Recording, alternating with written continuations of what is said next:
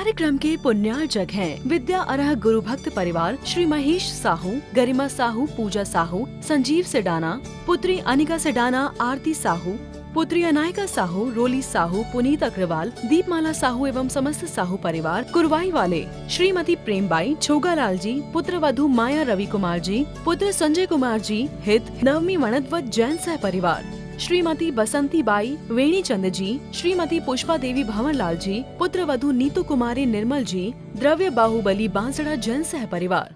बोलिए पंच परमेष्टि भगवान की, भगवान महावीर स्वामी की, अहिंसा परमो धर्म की, परम पूज्य आचार्य गुरुवर श्री विद्यासागर जी महाराज की, परम पूज्य आचार्य श्री समय सागर जी महाराज की, परम पूज्य सुंदर सागर जी महाराज की।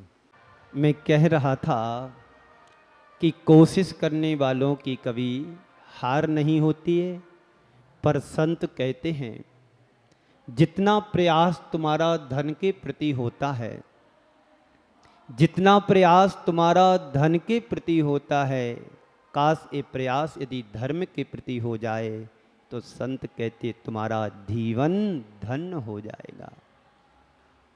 आप लोग रोज छहढाला में पढ़ते हैं और जगह भी पढ़ते होंगे कि कितना प्रयास हमारा धन संपदा वैभव के प्रति होता है, लेकिन धर्म के प्रति कितना होता हमारा प्रयास। बहुत कम प्रयास लोग धर्म के प्रति कर पाते हैं, वरना संसार की सांसारिक क्रियाओं के प्रति तो उनका प्रयास रात दिन चलता रहता ही है। उस प्रयास और प्यास से कभी सुख शांति समृद्धि मिलने वाली नहीं है, ये तय है। आज तुम्हारे लिए लगता है कि धन अधिक होगा तो मुझे सुख शांति अधिक मिलेगी, ऐसा कतई नहीं है। आप देखिए चक्रवर्तियों का वैभव, तीर्थंकरों का वैभव कितना था, उनके सामने हमारे पास कुछ भी नहीं है। जिनका एक छत्र शासन चल रहा हो, जिनका 6 खंड पर पूरा अधिकार जमा हो, लाखों करोड़ों देवी देवता जिनके चरणों में निछावर होते हों, उनके वैभव के सामने हमारे पास क्या है? एक कण भी नहीं है। है कि बोलो? नहीं है ना। तो फिर उन्होंने छोड़ा क्यों? एक बात बोलता हूं, जोड़ने वालों की पूंछ होती है। ध्यान से सुनना, जोड़ने वालों की पूंछ परख होती है और छोड़ने वालों की पूजा होती है।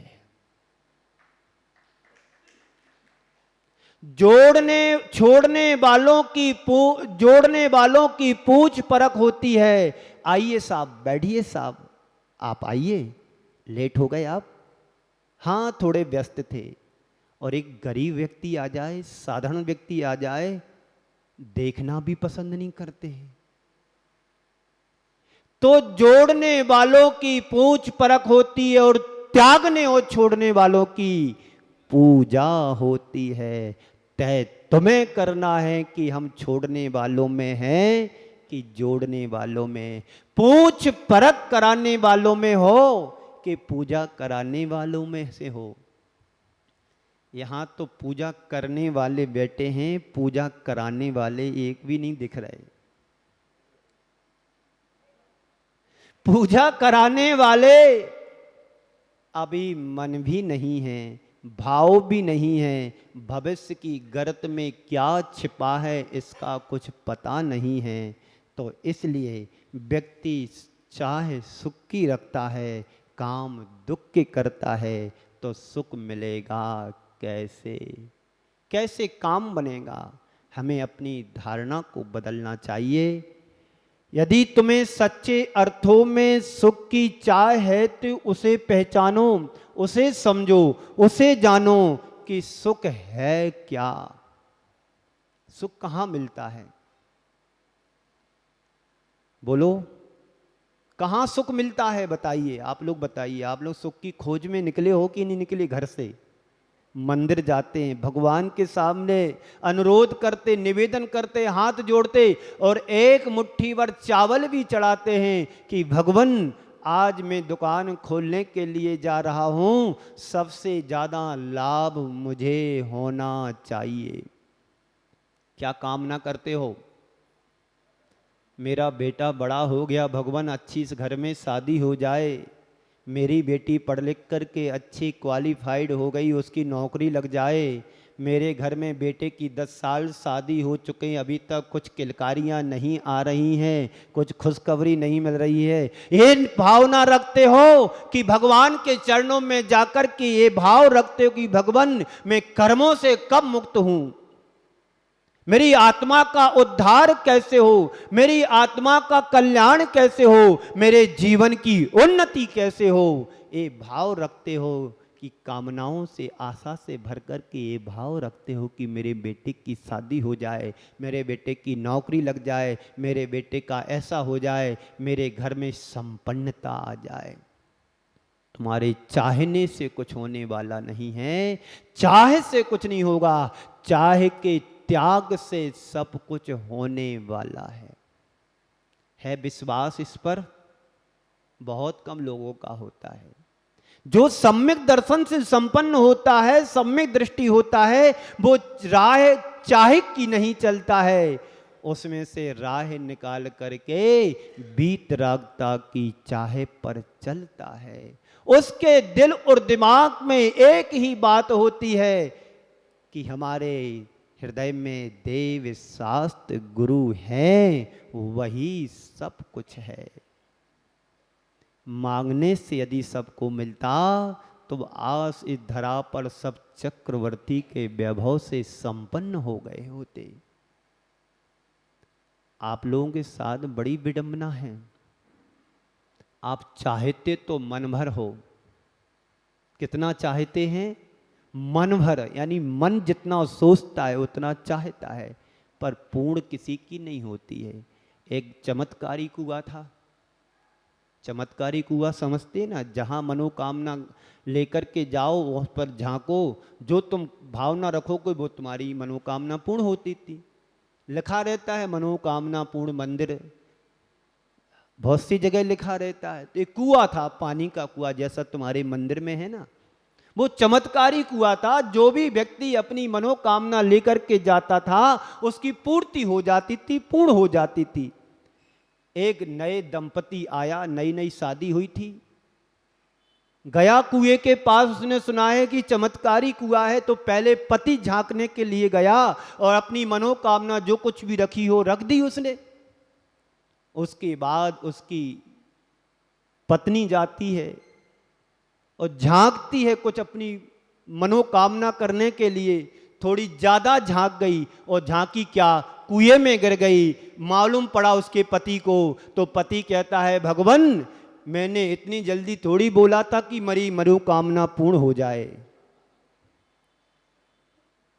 आप लोग भी मांगते हो तो भगवान से क्या मांगते हो, क्या आशा रखते हो, क्या आस जगा करके आते हो, वही मांगते हो जो भगवान ने छोड़ा है। जितने यहां बैठे हैं कभी किसी ने भगवान से ये मांगा, विश्वास मन से बोलना, श्रद्धा से बोलना, सही बोलना कि भगवान मेरी आत्मा का कल्याण कब होगा। भगवान मैं आपकी परम कृपा से मनुष्य जीवन को पाया है, मैं चाहता हूं इस जीवन का उद्धार कैसे हो। स्वस्थ जीवन में तो कोई नहीं भगवान से कहता है, जब बीमार होता है, अशक्त हो जाता है, चल फिर नहीं पाता है, उठ बैठ नहीं पाता है, खा पी नहीं पाता है, तब जरूर व्यक्ति कहता है भगवान मुझे जल्दी उठा लो, भगवान मुझे जल्दी बुला लो। पर जब स्वस्थ होता है तब भगवान को देखता भी नहीं है कि भगवान होते कैसे हैं। सुख में सुमरन सब करे दुख में, जो दुख में सुमरन करे सुख काहे को होए। उल्टा इसलिए बोला है कि तुम लोग सीधे हो कि नहीं पता नहीं। दुख में सुमरन सब करें, सुख में करे ना कोई।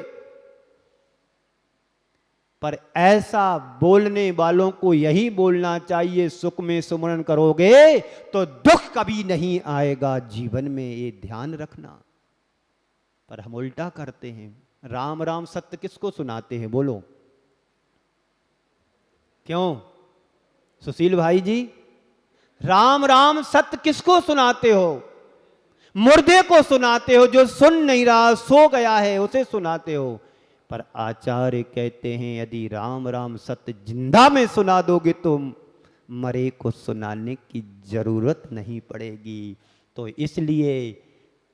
इसलिए सुख में भगवान को भज लो, भगवान के हो जाओ तो दुख कभी जीवन में आएगा भी नहीं। आ भी जाएगा तो टल जाएगा। पर ऐसा विश्वास है आप लोगों के मन में? बहुत कम लोगों के मन में है। तो अपनी धारणा को बदलने की जरूरत है। यदि तुम वास्तव में सुख चाहते हो, मैं आपसे एक सवाल करता हूं, तुम्हारी दृष्टि में सुखी आदमी कौन? शांतिलाल जी, तुम अकोला से आए हो, बहुत बड़ बिलाला परिवार है, बड़ा परिवार है, झांझरी परिवार है, सेठी परिवार है, अनेक परिवार हैं। आपकी दृष्टि में सुखी आदमी कौन? यहाँ के लोग भी बैठे हैं, धनाढ्य लोग हैं, करोड़ों की संपत्ति है। तो बताइए कि आपकी दृष्टि में सुखी आदमी कौन है? बोलो। तुम्हारी आंखों में कैसे व्यक्ति की छवि उभर करके आएगी जो सुखी है, जो संपन्नता की शिखर पर है? कैसे व्यक्ति की छवि तुम्हारी आंखों में उभरेगी? जिसके पास धन वैभव है वो, संपदा सत्ता है वो, घर मकान नौकर चाकर घोड़ा गाड़ी है, वो सुखी आदमी है, बड़ा आदमी है। कौन है बोलो? यदि ये सब तुम्हारी दृष्टि में आता है तो समझना हमारे जीवन की सबसे बड़ी भूल है। ध्यान रखना, संसार में रूप और रुपया किसी का पास नहीं रहा। माया रही ना काया अजर अमर, ये सब क्षण भंगुर है, नाशवान है। माया भी क्षण भंगुर है और काया तो कब तुम्हें धोखा देकर के चला जाए। एक 65 साल की अम्मा, काया ऐसी हो गई, अभी पता नहीं है कि निकल गई वो। यहीं की बात है, गिंगला कहाँ है? और बाड़िया में 2 दिन रुका। एक बाबूजी 65 साल के, वो भी सूख करके लकड़ी के जैसे हो गए। सब कुछ होने के बाद उन्हें सुख नहीं है, सुख कहीं पर नहीं है। सुख अपने पास है, पर उसका प्रयास तुम्हारा कितना है पाने का? अभी प्रयास तो तुम्हारा धन कमाने में है, प्रयास तुम्हारा धन के संरक्षण में है, प्रयास तुम्हारा धन के विग्रह करने में है। इस प्रॉपर्टी खरीद लो, ऐसा कर लो, ज्वेलरी खरीद लो, सोना खरीद लो, कहीं नोट बंद हो गए तो बर्बाद हो जाएंगे। इससे पहले है कि संपत्ति को विपत्ति से बचाने के लिए अच्छी जगह इन्वेस्ट कर दो। ये प्रयास तुम्हारा जारी रहेगा जब प्यास अंदर जगेगी तब। अभी प्यास तो पता नहीं किस चीज की जग रही है, किस चीज की। अच्छा बताइए, प्यास तुम्हारी अभी किस चीज की लगी है? महाराज गर्मी बहुत है, पानी मिल जाए ठंडा तो अच्छा है। वो प्यास तुम्हारा, पानी जो तुम्हारा है वो कितनी देर के लिए प्यास बुझाता है? बोलो।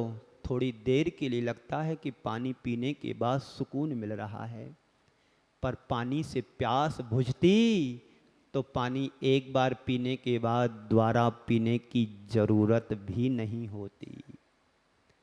प्यास जगाने के लिए पानी पिया जाता है कि तुम्हारी प्यास और जगे और जगे और जगे।